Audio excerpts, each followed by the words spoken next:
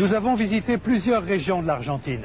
Notre enquête pour À bon entendeur et la télévision de Radio-Canada cherche à montrer comment et pourquoi l'Argentine est devenue une république de soja. Du soja transgénique et en même temps un laboratoire pour le reste du monde.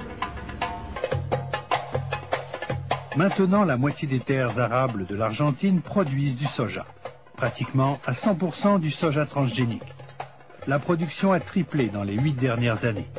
C'est 40% de la production agricole, 20% de toutes les exportations du pays, vers l'Asie surtout, puisque l'Europe n'en veut toujours pas.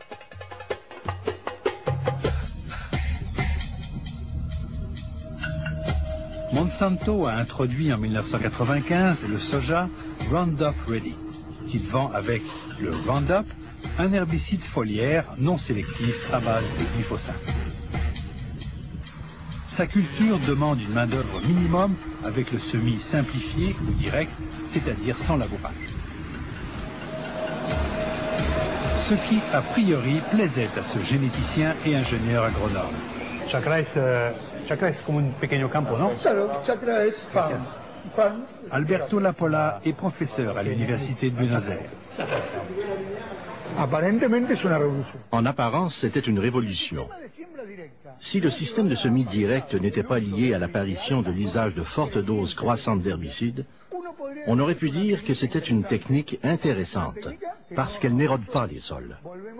Nous revenions au système élaboré des Incas. Ils ne labouraient pas, ils enterraient les semences dans l'écosystème naturel.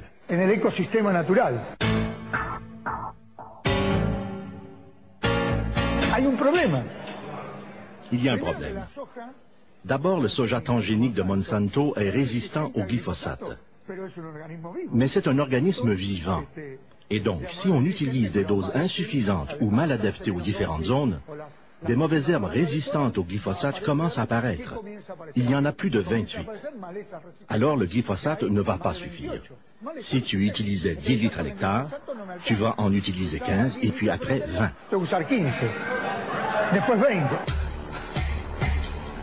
Voici comment on pulvérise la pampa de nos jours.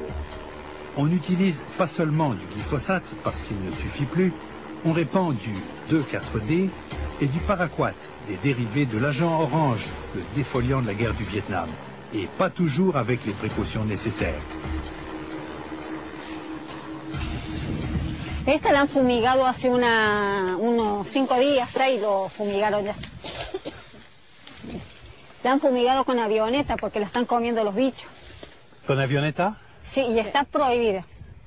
Pero ¿se estaba de noche? Es de noche a la 1, porque como lo hacen ilegalmente, porque hay una ley que dice no pueden fumigar a 2.500 metros. Ajá. Y bueno, nosotros estamos casi a 300 y han fumigado. Nous sommes à Cordoba, la deuxième ville de l'Argentine, dans le quartier d'Ituzaingó, 5000 habitants, bordé de 3 côtés par des champs de soja transgénique depuis 10 ans. C'est la cause de tous nos problèmes de santé, disent les maires d'Ituzaingó.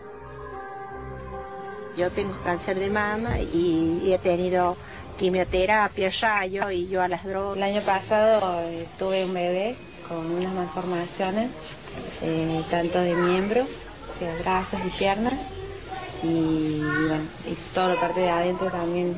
Tengo una nenita afectada que ella tiene leucemia. Comenzó cuando tenía 3 años, ahora tiene 6 años. 6 años. 6 años tiene hambre. Gracias a Dios está controlado, o sea, pero... Sofia a aussi perdu une petite fille mal formée à la naissance. Chaque point de couleur sur la carte du quartier représente un cas pathologique. Impotencia al ver de que realmente los políticos que uno ha elegido no dan soluciones. No dan soluciones, no se interesan por el tema, no. Yo pienso que no les importa porque no les toca. Les habitants de ce quartier pauvre ont dû se battre pour avoir une clinique. Même s'il y a d'autres sources de pollution industrielle possibles, leurs 2 médecins constatent les mêmes choses qu'eux.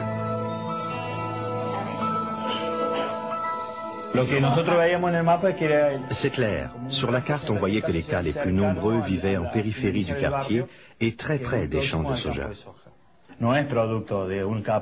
Tout ceci n'est pas le produit des caprices du gouvernement actuel. La dictature militaire a servi à nous imposer ce type de modèle agro-exportateur dans notre pays avec tous ces éléments. Nous sommes le laboratoire et nous vendons le soja comme fourrage pour que puissent manger les animaux des pays riches.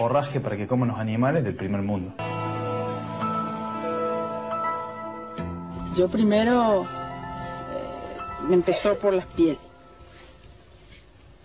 que sentía todo, me picaba, se ponía todo rojo, y yo pensé que era sarpullido. No le daba importancia, era un terrible sufrimiento. Sí, él es mi hijo más chico. Y eso tuvo una experiencia muy fea con él porque él estuvo muy enfermo, él no podía respirar. Y yo me acuerdo que eso ya era después de lo que todo nos quemó las plantas ya nosotros ya sabíamos, por primero nosotros no sabíamos qué era lo que arruinaba nuestras plantas. No, yo creo que están asociados las tres cosas. Dans tout ça, trois éléments sont associés. Le soja transgénique, la méthode de semis direct et leur exploitation par de grandes entreprises. Un petit producteur prendra plus de précautions. Une grande entreprise, pour réduire les coûts, va utiliser plus de produits chimiques. En moyenne 10 pulvérisations par récolte. Et sans les précautions nécessaires parce qu'elle veut finir le travail le plus vite possible pour aller ailleurs.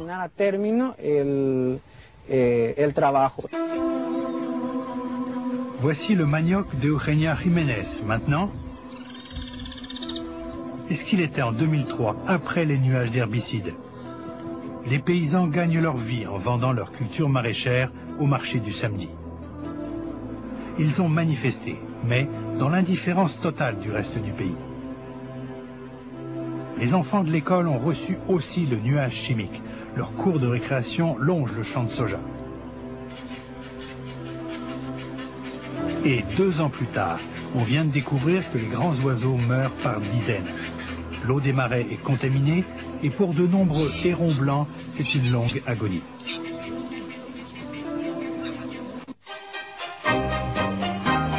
Comme une musique à la mode, la fièvre du soja transgénique est en train de se propager à grande vitesse au Paraguay, en Uruguay et au Brésil.